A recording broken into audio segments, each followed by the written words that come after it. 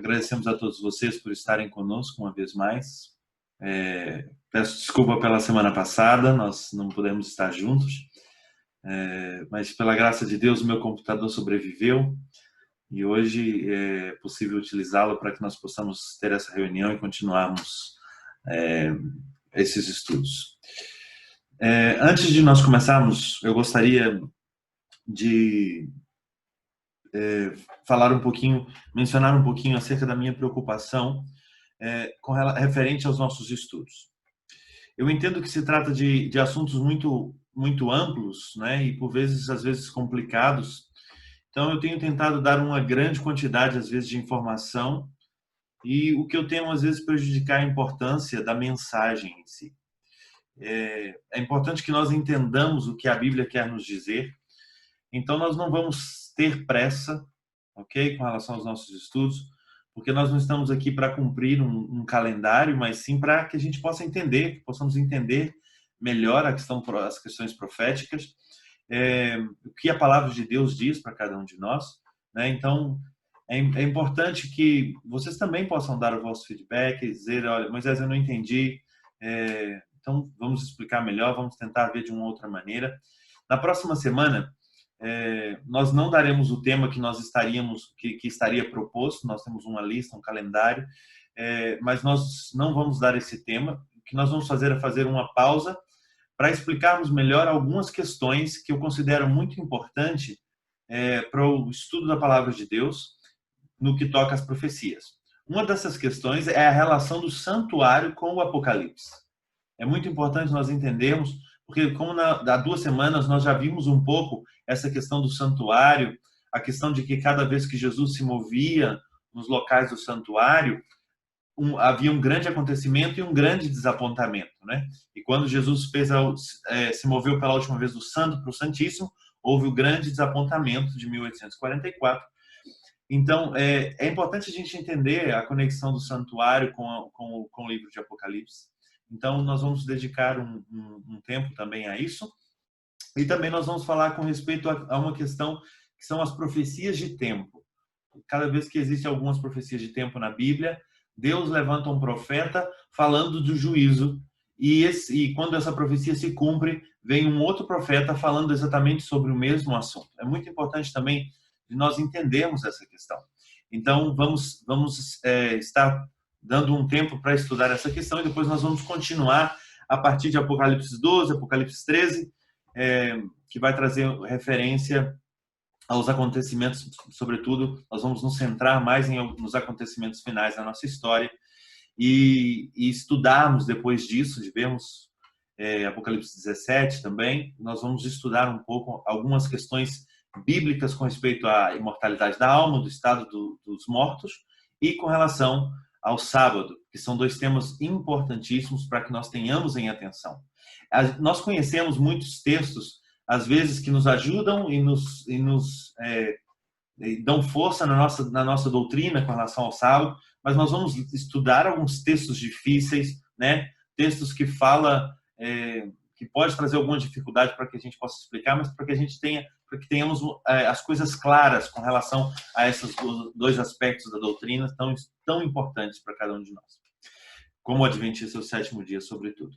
Então, hoje nós vamos ver Apocalipse 11, lembrando que na última semana nós estivemos lendo Apocalipse 10, há 2 semanas estivemos estudando Apocalipse 10, e é importante nós entendermos que aqui Apocalipse 11 ele aparece como se fosse uma extensão adicional daquilo que é Apocalipse 10, ok? E muitos comentaristas eles vão falar sobre isso, porque eles consideram aqui essa visão das 2 testemunhas, né, como um desenvolvimento adicional da visão que surgiu aqui em Apocalipse 10, no capítulo 10.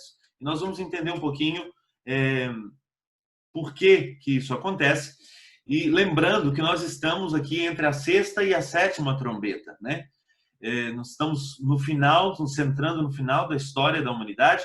Então, nesse capítulo aqui, capítulo 11, ele vai apontar e vai falar diretamente e vai dar uma descrição simbólica. E às vezes a gente tem alguma dificuldade para para interpretar essa questão, né? É simbólico, é literal, mas aqui é interessante porque ele próprio fala no versículo 8, ele mesmo vai dizer que simbolicamente significa determinada coisa. Nós vamos ler o versículo um pouco mais à frente. Então, é uma linguagem figurativa, né? Ele, por exemplo, quando fala Sodoma e Egito, ele vai falar que simbolicamente, no sentido espiritual, significaria Sodoma e Egito. Essa outra besta que vai surgir aqui, nós vamos entender que besta é essa que surge aqui. A descrição do capítulo 11, ela é caracteristicamente hebraica e ela leva a sua linguagem a imagens de Daniel, Ezequiel e Zacarias. A gente vai ter muitas imagens aqui no capítulo 11 que vão aparecer no livro de Daniel, vão aparecer no livro de Ezequiel, vão aparecer no livro de Zacarias. No entanto, a descrição aqui da morte das duas testemunhas, né?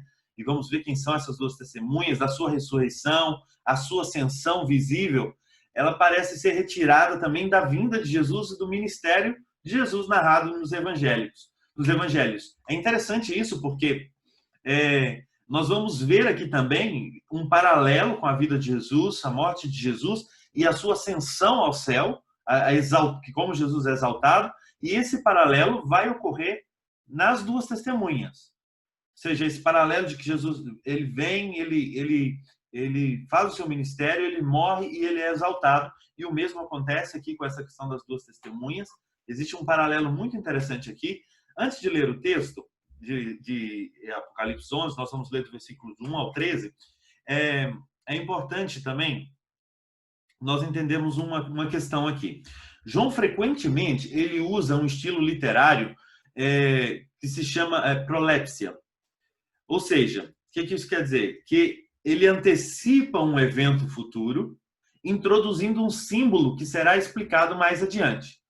Entende? Então, ele introduz um evento, mas é interessante que não quer dizer necessariamente que ele vai tratar daquele evento naquele momento, mas que ele vai simplesmente introduzir, ele vai tratar desse evento um pouco mais adiante.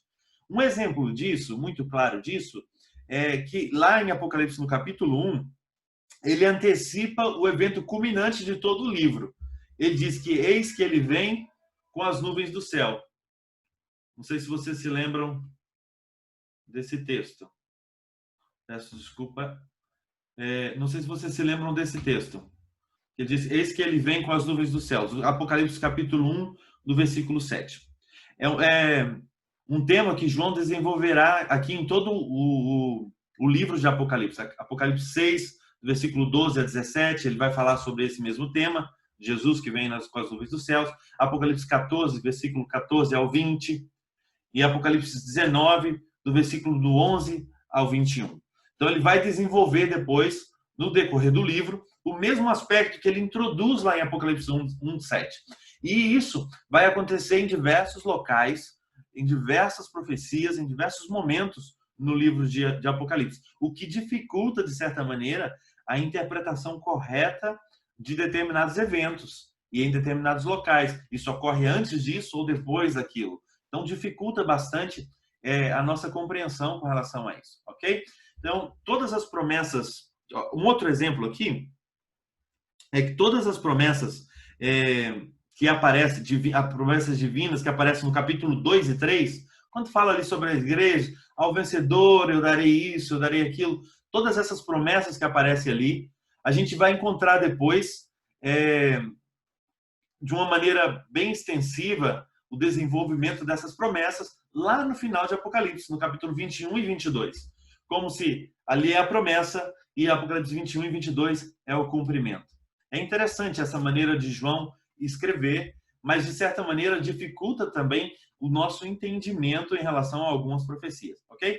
É evidente que Apocalipse 11, do versículo do 1 ao 13 aqui, ele vai estabelecer um relacionamento muito claro e estreito com Apocalipse 12 e Apocalipse 13, que nós vamos ver daqui a algumas semanas, mas é muito importante nós vermos que ele vai fazer essa ligação com Apocalipse 12 e 13, ok? Então, ele vai introduzir aqui prolificamente, que é aquela questão da prolépsia, ele vai introduzir aqui os eventos de Apocalipse 12 e Apocalipse 13, ok? E a gente vê isso, sobretudo, na questão do tempo profético. Porque o tempo profético que vai aparecer de 42 meses, que quer dizer o mesmo período de 1260 dias, nós vamos ver isso no Apocalipse 11, né? No versículo 2 e 3. Nós vamos ver depois no Apocalipse 12, no versículo 6 a 14. E vamos ver também no Apocalipse 13, no versículo 5. Ok? Embora algumas pessoas creiam de uma maneira diferente com relação a esse período de 42 meses para 1260 dias, nós vamos tentar ver que existe uma conexão muito íntima com relação aos acontecimentos que se deram nesse período de 1260 dias. Nós já vimos esse período por diversas vezes. Como vocês podem notar, ele aparece diversas vezes nas Escrituras, não é? Ele vai aparecer em Daniel, ele vai aparecer aqui em Apocalipse. Então, é importante nós entendermos também esse período de 1260 anos, 1260 dias, ou 42 meses, que se você somar, dá o mesmo período. É um período que acontece do ano de 538 a 1798, ok? E nós vamos hoje dar mais algumas informações sobre isso, para vocês verem como as peças se encaixam aqui historicamente em Apocalipse, no capítulo 11, do versículo do 1 ao 13, ok? Então, sem mais delongas, vamos ler o nosso texto para podermos contextualizar, ok? Então vamos lá, Apocalipse capítulo 11, do versículo do 1 ao 13, diz assim: Foi-me dado um caniço semelhante a uma vara, e também me foi dito: dispõe-te e mede o santuário de Deus, o seu altar e os que nele adoram. Mas deixa de parte o átrio exterior do santuário e não meças, porque foi ele dado aos gentios. Este por 42 meses calcarão aos pés a cidade santa. Darei às minhas testemunhas que profetizem por 1260 dias, vestidas de pano de saco. São essas as duas oliveiras, os dois candeeiros, que se acham em pé diante do Senhor da terra. Se alguém pretende causar-lhes dano, sai fogo da sua boca e devora os inimigos. Sim, se alguém pretende causar-lhes dano, certamente deve morrer. Elas têm autoridade para fechar o céu, para que não chova durante os dias e que profetizem. Tem autoridade também sobre as águas, para convertê-las em sangue, bem como para ferir a terra com toda a sorte de flagelos, tantas vezes quantas quiserem. Quando estiverem, então, concluindo o testemunho, aqui em alguns textos nós vamos encontrar quando tiverem concluído o testemunho, mas nós vamos falar um pouquinho mais sobre isso mais à frente. O testemunho que devem dar, a besta que surge do abismo pelejará contra elas e as vencerá e matará. E o seu cadáver ficará estirado na praça da grande cidade que espiritualmente se chama Sodoma e Egito, onde também o seu Senhor foi crucificado. Então muitos dentre os povos, tribos, línguas e nações contemplam os cadáveres das duas testemunhas por 3 dias e meio e não permitem que esses cadáveres sejam sepultados. Os que habitam sobre a terra se alegram por causa deles. Realizarão festas e enviaram presentes uns aos outros, porquanto esses dois profetas atormentaram os que moram sobre a terra. Mas depois de 3 dias e meio, um espírito de vida vindo da parte de Deus neles penetrou e eles se ergueram sobre os pés, e aqueles que os viram sobreveio grande medo. E as duas testemunhas ouviram grande voz vinda do céu, dizendo: subi para aqui. E subiram ao céu numa nuvem, e os seus inimigos as contemplaram. Naquela hora houve grande terremoto e ruiu a 10ª parte da cidade. E morreram nesse terremoto 7.000 pessoas, ao passo que as outras ficaram sobremodo aterrorizadas e deram glória ao Deus dos céus. Ok, vamos parar aqui, terminamos a nossa leitura. E aqui diz, só para terminar, versículo 14 diz: passou o segundo ai, eis que sem demora vem o terceiro ai. Aqui dá uma interpretação de que a 5ª e a 6ª e a 7ª trombeta, elas se concluem, ou seja, esse ai dá ênfase ao término de uma das trombetas, de mais uma das trombetas. Então, vamos aqui brevemente olhar aqui o versículo 1 e 2 de Apocalipse 11, que ele vai falar que foi dado uma cana de medir, uma vara de medir. E a gente pensa, o que que é isso? O que que é essa, para que propósito tem isso, essa vara de medir? Nós vamos encontrar alguns textos que vai nos dar referência a isso. Nós não vamos ler todos, se vocês quiserem apontar, podem apontar, mas não vamos ler todos, vocês depois façam o vosso estudo. Nós vamos ver, por exemplo, em Zacarias 2, no capítulo, versículo 1 e 2, Daniel 7, versículo 9 e 10, Apocalipse 17, Atos 17, perdão, versículo 31, também nós vamos ver. Mas tem um texto de Ezequiel 43, ok? Que eu gostaria que nós pudéssemos ler, tá? Em Ezequiel, o templo ele foi medido para ser restaurado. Ezequiel, capítulo 40, versículo 3. Diz o seguinte: Ele me levou para lá, e eis que um homem cuja aparência era como a do bronze estava de pé à porta, e tinha na mão um cordel de linho e uma cana de medir. Note que a gente tem a mesma referência aqui dessa cana de medir. E depois, quando você lê o texto de Ezequiel, no capítulo 40, você vê que aqui existe toda uma medição para a reconstrução do templo. É interessante porque Ezequiel ele visualiza aqui o retorno do Senhor ao templo. No capítulo 43, versículo 1 a 9, a gente vai ver isso. E ele recebe ordem para descrever a questão do santuário para o povo de Israel. É interessante nós vermos isso, porque por que o profeta estaria falando aqui sobre uma restauração do santuário, de certa maneira, não é?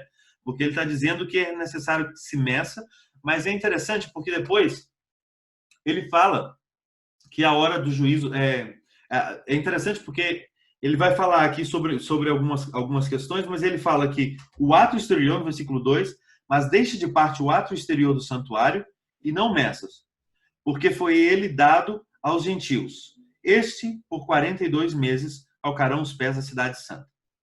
No entanto, quando a gente olha com atenção, o versículo 1, ele termina dizendo que dispõe-te médio o santuário de Deus, o seu altar e os que nele adoram.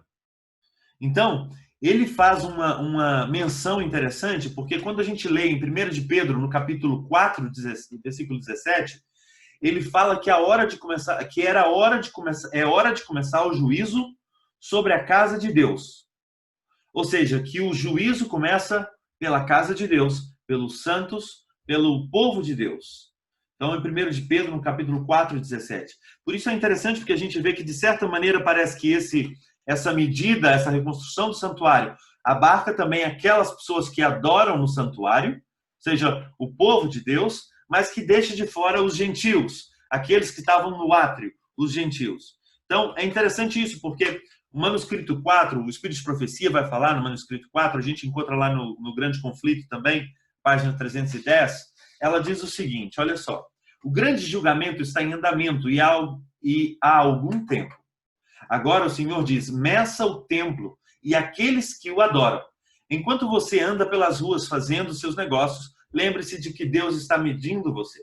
Enquanto você realiza os seus deveres em casa, enquanto fala, Deus está medindo você. Lembre-se das suas palavras e ações. Elas estão sendo fotografadas nos livros do céu.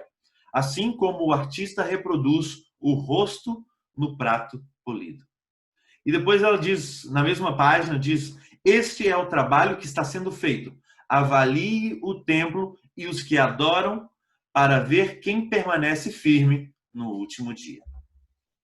Ela faz uma menção aqui, é interessante porque quando a gente termina o capítulo 10, que foi aquilo que a gente viu há 2 semanas, a gente vê que ela está falando sobre o povo remanescente e está dizendo que era necessário que eles ainda profetizassem a respeito disso, a respeito do tempo em que estamos vivendo, a muitos povos, nações, línguas e reis. E depois nós vemos essa ação aqui do anjo dando essa vara de medir para que esse trabalho começasse sendo feito e que nós tivéssemos em atenção que nós estamos vivendo no momento do juízo. Agora, versículo 3 ao 6, nós vemos aqui as duas testemunhas que profetizariam por 1260 dias, né, no versículo 3, vestidas de pano e saco. O que isso quer dizer? Vocês lembram que quando se fala que está vestido de pano e saco, essas duas testemunhas, que quer dizer pano e saco, vestidas de pano e saco? O que quer dizer essas duas testemunhas? O que poderiam ser essas duas testemunhas? É interessante que nós acreditamos que essas duas testemunhas, elas se referem à palavra de Deus, à Bíblia Sagrada, ao Antigo e o Novo Testamento. E eu gostaria de ler um texto com vocês, que está em Zacarias, no capítulo 4. Zacarias, no capítulo 4, do versículo do 1 ao 6. E diz assim, Zacarias 4, versículo 1 ao 6. Tornou o anjo a falar comigo e me despertou, como a um homem que é despertado do seu sono.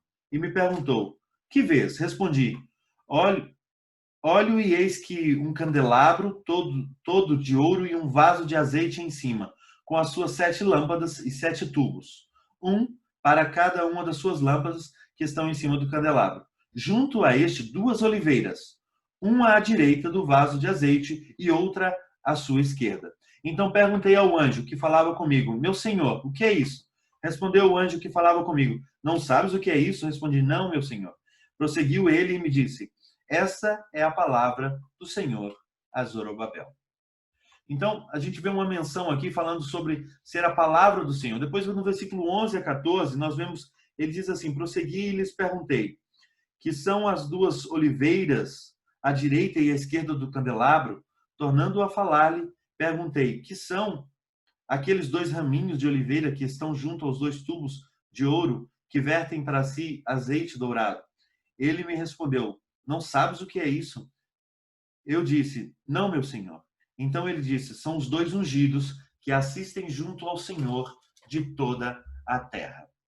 Então nós vemos uma menção aqui, dando a entender, e quando nós lemos Apocalipse 11, nós vemos que ele faz menção a alguns acontecimentos que são relatados na Bíblia, como, por exemplo, quando cai fogo do céu, quando alguns acontecimentos que ele relata aqui com relação a essas 2 testemunhas, a autoridade que elas têm, nós vemos que são acontecimentos relatados que foram descritos na palavra de Deus. Sobre as 2 testemunhas, o profeta declara ainda, né, que essas são as 2 testemunhas, os 2 castiçais que estão diante da presença do Senhor de toda a terra. Lembra do texto de Salmo 119, versículo 1 a 5? Lâmpada para os meus pés é a tua palavra. Esses 2 castiçais iluminando, né? A palavra é uma lâmpada para os meus pés, disse o salmista. Ok? Essas 2 testemunhas, elas representam as escrituras sagradas, o Antigo e o Novo Testamento. Ambas são testemunhas importantes da origem e do caráter perpétuo da lei de Deus. Ambos também testemunharam sobre o plano de salvação. Os símbolos de sacrifícios e profecias do Antigo Testamento se referem a um Salvador por vir. Os evangelhos e as epístolas do Novo Testamento falam de um Salvador que veio como previsto por símbolos e profecias. E é interessante que quando a gente vê a descrição dessas 2 testemunhas aqui, a gente vê que ela menciona acontecimentos do Antigo Testamento e faz uma alusão aos acontecimentos de Jesus. Ou seja, que ele seria morto, que ele viveria, que seria morto e ia subir aos céus. Então ele faz essa menção. Então essas 2 testemunhas, de uma maneira muito perfeita, ela vai fazer essa descrição tanto do Antigo Testamento quanto do Novo Testamento. Agora ela diz aqui que elas testemunhariam em estado de luto, vestidas de pano e saco, né? Isso representa luto. Você pode ver lá em 2 Samuel, versículo 3, 31, que fala sobre essa questão do luto. E a gente vê aqui no versículo 4 que essas 2 testemunhas elas estão vestidas de saco. Vale a pena lembrar que no período do ano 538 a 1798, a Bíblia foi proibida. Ela foi banida. Não era permitido você ter a Bíblia. Então, elas velaram verdadeiramente de uma maneira muito oculta. Elas tiveram, de uma maneira oculta, não mostrou o seu esplendor. Elas estiveram em luto durante todo esse período. Inclusive, na Reforma Protestante, quando se traduziu para o idioma alemão, né? Martim Lutero fez a tradução do Novo Testamento, foi um grande escândalo para a própria Igreja Católica. Porque durante todo esse período, ela esteve de luto, ela esteve oculta. E é interessante, porque foi exatamente um período de 1260 anos que elas testemunharam ocultas, assim como a palavra de Deus diz. Agora, no versículo 7, vamos ler o versículo 7, para relembrar. Diz assim: quando tiverem então concluído o testemunho que devem dar, a besta que surge do abismo pelejará contra elas e as vencerá e matará. Agora, é interessante porque quando aqui diz quando terminarem, a tradução mais correta para isso, porque ela aparece em um tempo verbal no grego que não existe no nosso idioma, mas que mais corretamente a tradução seria quando estiverem terminando, ou quando estão terminando o seu testemunho. Ou seja, não exatamente quando terminarem o testemunho, mas quando estiverem terminando. E isso é muito importante, porque nós vamos entender esse período de quando é que elas vão ser mortas. Porque aqui está dizendo que vai subir uma besta, né? Surge do abismo e pelejará contra elas e as vencerá e as matará. Ok? Então, quando estiver terminando esse tempo, elas prestam o seu testemunho, né? O período em que as duas testemunhas deveriam testemunhar, vestida de pano e saco, é importante nós ressaltarmos que ele terminou em 1798. Então, quando estavam prestes a terminar este período, quando elas estavam prestes a terminar o seu trabalho no escuro, o poder representado pela besta que surge do abismo traria uma guerra contra elas. É interessante isso, porque existe uma revista, a revista de Blackwood, que foi do ano de 1870. Ela citou algo muito interessante. Ela diz assim, olha só o que ela diz, na página 312, 313, diz assim: em muitas nações na Europa, os poderes que governavam a Igreja e o Estado permaneceram sob o domínio de Satanás por meio do papado. Mas aqui uma nova manifestação de poder satânico é revelada. É interessante porque nós vemos a besta que surge do mar associada ao papado, mas aqui essa besta ela vem de outro lugar, uma besta que surge do abismo, né? Depois nós vemos uma outra besta que surge da terra, em Apocalipse 13. Então a gente entende que essa besta é uma besta diferente. E esse animal, que é do abismo, ele é identificado como um poder que tentaria destruir as escrituras sagradas. Porque aqui ela faz guerra contra essas duas testemunhas. Então, esse poder tentaria destruir o quê? A Bíblia, as escrituras sagradas. E isso é representado pela Revolução Francesa. A primeira República Francesa foi em 1789 a 1801. No livro que chama Vida de Napoleão Bonaparte, foi escrito por C. Walter Scott. No volume 1, ele diz assim: esta profecia foi cumprida de uma maneira muito precisa e surpreendente. No capítulo 17 ele diz isso. Na história da França, ele diz. Durante a Revolução, em 1793, ou seja, estava quase se cumprindo o período de que as duas testemunhas deveriam testemunhar de luto, né? Estava quase se cumprindo. Era 1798 e em 1793, olha só o que eles escrevem. O mundo ouviu pela primeira vez uma assembleia inteira de homens nascidos e educados na civilização que reivindicaram o direito de governar uma das nações mais admiráveis da Europa, para levantar uma voz unânime para negar a verdade mais solene para as almas e renunciar de comum acordo à fé e à adoração que devem ser dadas à deidade. A França tem sido a única nação do mundo sobre a qual se afirma autenticamente que era uma nação correta em rebelião contra o autor do universo. Muitos blasfemadores, muitos infiéis existem e continuarão a existir na Inglaterra, Alemanha, Espanha e outros lugares. Mas a França é a única nação na história do mundo que, por decreto da sua Assembleia Legislativa, declarou que não há Deus.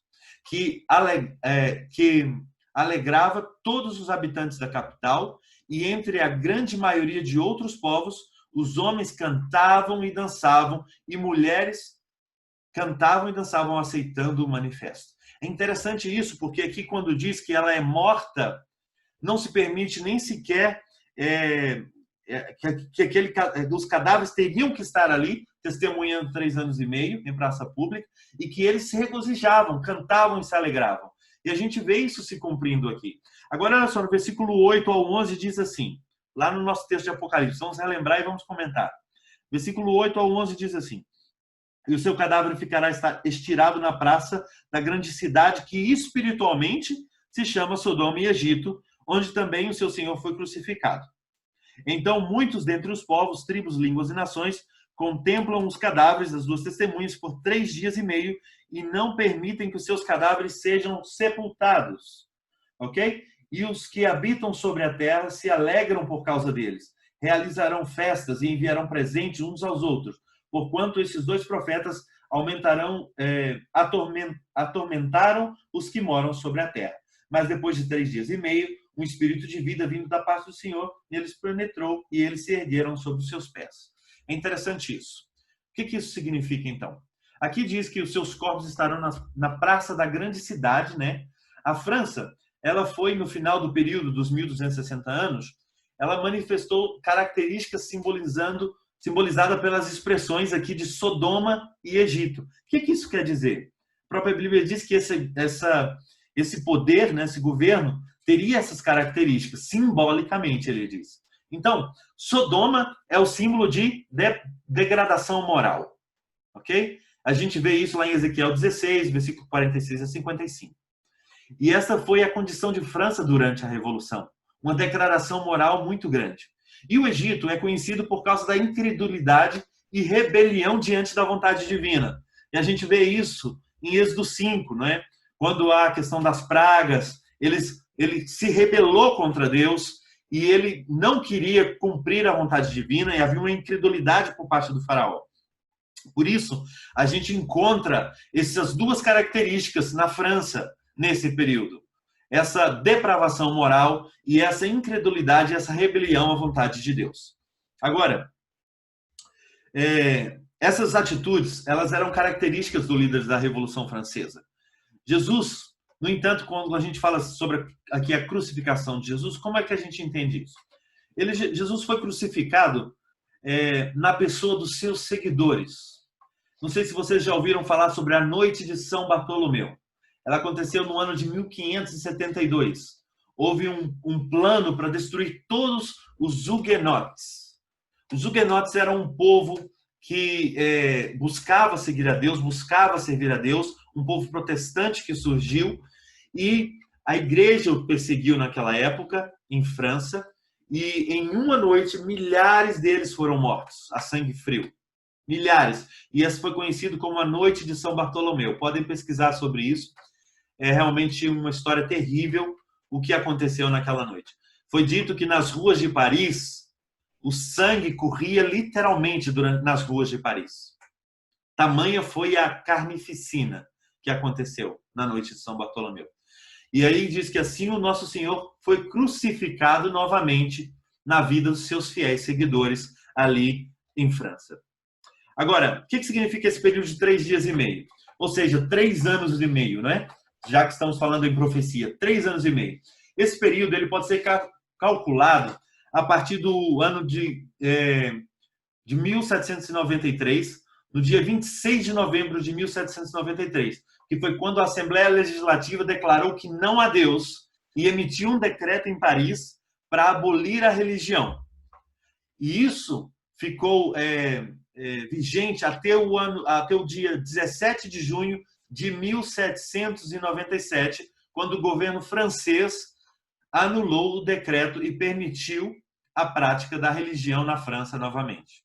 É interessante isso, porque nós percorremos aí exatamente um período de 3 anos e meio, durante esse tempo que as escrituras foram mortas e estiveram em praça pública, mortas em praça pública, mas que depois ressuscitaram. É interessante isso. O Comitê da Salvação Pública ficou sob o comando de Maximilien e os jacobinos desencadearam o que foi chamado de o Reino de Terror a partir de 1793. E é incrível o que aconteceu nesse período de 1793, quando foi dado esse decreto no dia 26 de novembro.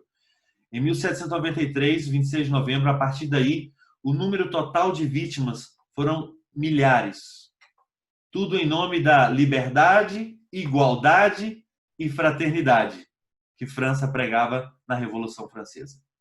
E é interessante que calcula que cerca de 40 mil pessoas foram guilhotinadas em face das acusações e atividades contra-revolucionárias. Essas atividades contra-revolucionárias é você dizer que acredita em Deus e que quer seguir a Bíblia. O poder ateu que governou a França durante a Revolução e o Reino do Terror fez de Deus e da Bíblia uma guerra como o mundo nunca testemunhou. É incrível isso. O culto da deidade foi abolido pela Assembleia, tirando o máximo proveito delas. E sabe o que foi feito? A lei de Deus foi pisoteada, as instituições da Bíblia foram abolidas, queimaram as Bíblias em praça pública, e o dia de descanso semanal foi abandonado, e em lugar disso, um dia em cada 10, não sei se vocês sabem, eles tentaram mudar também a questão da semana, e um dia de cada 10 era dedicado à orgia e blasfêmia. Ou seja, a cada 10 dias, eles tentaram mudar a semana para 10 dias, e um dia de cada 10 foi dedicado à orgia e blasfêmia. E é incrível isso. Como até que ponto Satanás move as pessoas em atividade e atitude contra a palavra de Deus e contra os seus seguidores. E é interessante porque eles falavam em nome da liberdade, da igualdade, da fraternidade para todos. E nós vemos que surgiu um tempo de guerra contra a Bíblia aqui, nesse versículo 7. No entanto, na França, a alegria dos incrédulos foi grande por um curto período de tempo. Porque parecia que a Bíblia ela iria desaparecer para sempre. Se você visse, a gente imaginar e ler tudo aquilo que aconteceu, milhares de Bíblias foram queimadas, não é? E entendia-se, parecia que a partir dali, quando se declarou que não há Deus, parecia que a Bíblia iria se desaparecer realmente para sempre. A Revolução Francesa teve efeitos devastadores, realmente. Mas o novo culto da razão levou à destruição das Escrituras, à negação de Deus, que as inspirou. E é interessante que menciona o seguinte: as turbas, em seu desejo de eliminar tudo o que estava relacionado à religião, queimaram publicamente também livros sagrados, livros judaicos e cristãos. Olha só o que foi dito numa publicação daquela época. Olha só, ontem, isso se referindo a um dia posterior a essa publicação, a esse edito que foi feito, o dia da década, os últimos vestígios de superstição foram erradicados. Uma fogueira acesa na praça da cidade estava decorada com retratos de quadros sagrados. O povo jogou nas chamas mais de 5 ou 6 mil volumes de obras piedosas, cantando canções republicanas e proclamando slogans de solidariedade universal. Os livros foram recuperados de todos os lugares. Até os judeus das cidades trouxeram os seus preciosos manuscritos e desistiram das suas esperanças no ridículo Messias. A quantidade de livros queimados foi tão grande que o fogo continuou durante toda a noite, até às 10 da manhã. Olha que interessante. E triste ao mesmo tempo, né? Mas é interessante que depois, quando nós continuamos lendo a Escritura Sagrada, do capítulo 11 de Apocalipse diz que essas duas testemunhas, elas, depois de 3 anos e meio, um espírito de vida vindo da parte de Deus neles penetrou e elas ressuscitaram. Então, versículo 12 diz que houve uma grande voz do céu. A exaltação das duas testemunhas, ela é entendida como um símbolo da grande disseminação das Escrituras a partir ali do século XIX. E a gente entende isso porque nós vemos que após esses 3 anos e meio em que novamente foi permitido a Bíblia, não só foi permitido a Bíblia, como começou, por exemplo, a existir a Sociedade Bíblica Britânica Estrangeira, que foi a partir do ano de 1804, e que a Bíblia começou a circular em aproximadamente 50 idiomas. Depois houve a Sociedade Bíblica Americana, em 1816. E em pouco mais de 1 século e meio, a Bíblia se tornou o livro mais traduzido e distribuído em todo o mundo. As duas testemunhas, elas não só ressuscitaram, né? Não apenas foram ressuscitadas por Deus, mas os seus inimigos contemplaram a sua exaltação. Desde então, o mundo inteiro observou a propagação progressiva das Escrituras, bem como o seu reconhecimento tanto pela arqueologia, como pelas ciências e pelo mundo cristão. Ela testemunhou de luto um período de 1260 anos, mas foi exaltada como nunca antes tinha sido.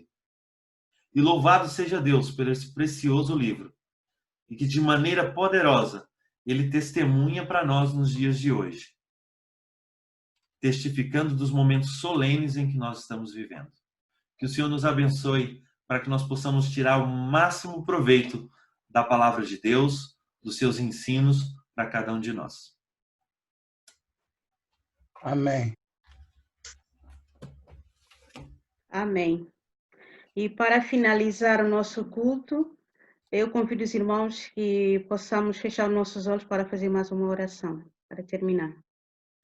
Maravilhoso Deus, obrigado, Senhor, por esta mensagem, Senhor, pelas tuas bênçãos, pelo teu cuidado, Senhor. Obrigado, Pai, porque tu morreste na cruz do Calvário para nos salvar, Senhor. O Senhor conhece as nossas petições, as nossas aflições, as nossas dúvidas. O Senhor conhece nossas aflições, Pai. Ajuda-nos a cada dia, Senhor, a entregar nas tuas mãos, que seja feita somente a tua vontade na nossa vida, Pai. Abra nossa mente a cada dia, que possamos aprender mais e mais sobre a tua palavra e que possamos levar aqueles que precisam de conhecer sobre ti, Senhor. Dá-nos uma semana na companhia dos teus santos anjos e tudo que eu te peço em nome de Jesus. Amém.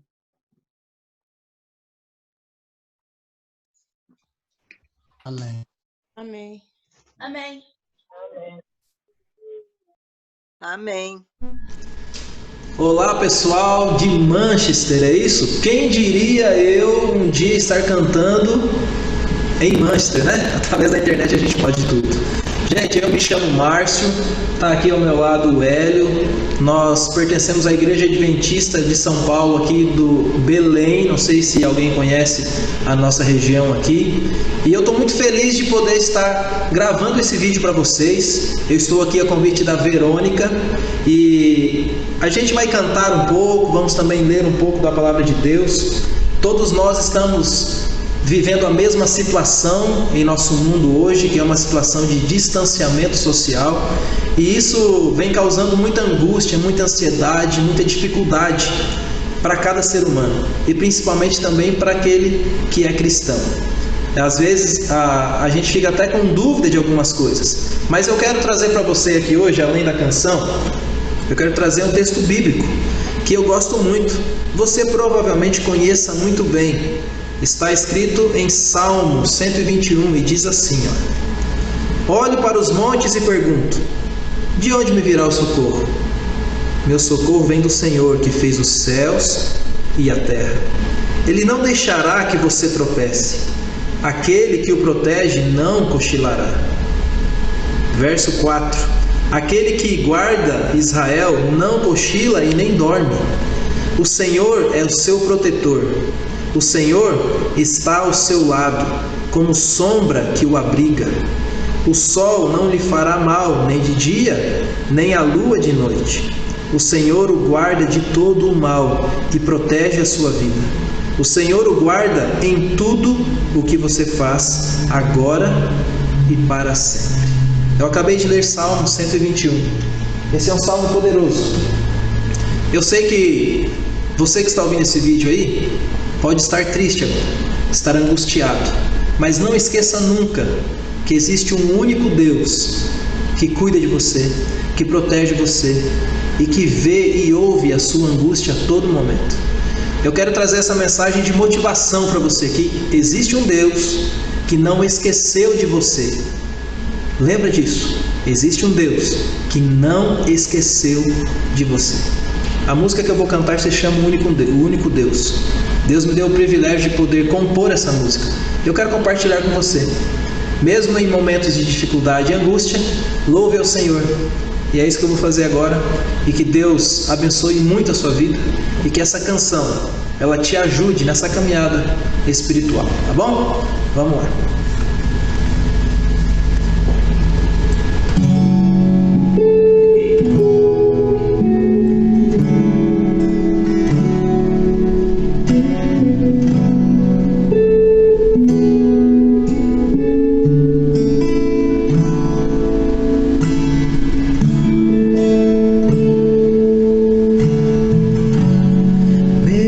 escudo és, rocha e fortaleza, meu socorro na tribulação. Em ti me refugio, me entrego em tuas mãos. Só em ti confio.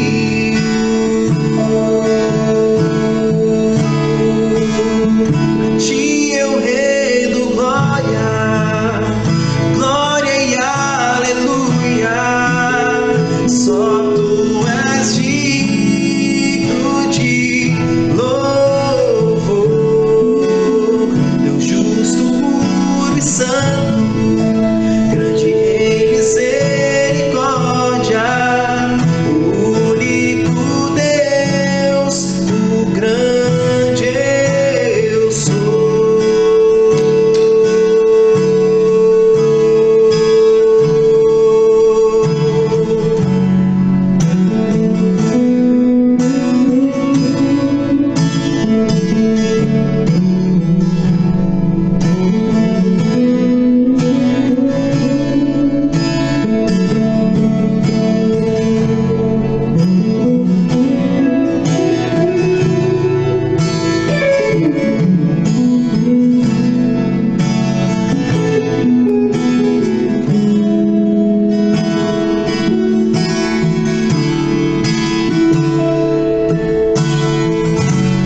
Cobre com tuas asas, me dá proteção, consola-me em minhas aflições, fortalece-me quando fraco sou, sustenta-me.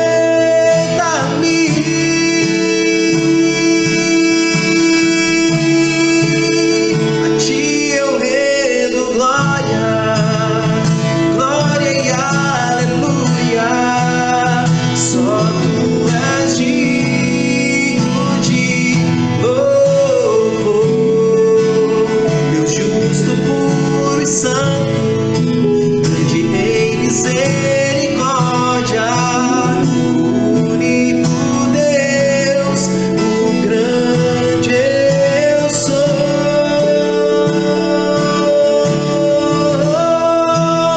A ti eu rendo glória, glória e aleluia. Só tu és digno de louvor, Deus justo, puro e santo, grande em misericórdia, o único Deus, o grande eu sou.